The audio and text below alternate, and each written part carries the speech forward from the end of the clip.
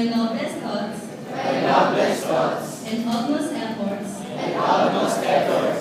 to the freedom, protection, prosperity, and happiness of my beloved country and people. That I will faithfully discharge my duties and obligations as a born-again Christian and a citizen of the Republic. That I will do my share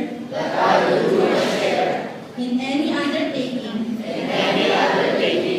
That I will serve the best interest of the country and live on to the benefit and welfare of the people.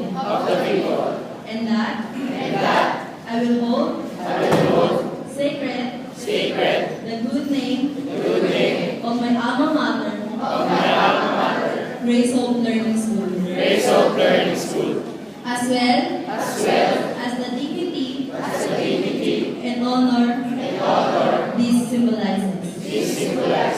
So help me God.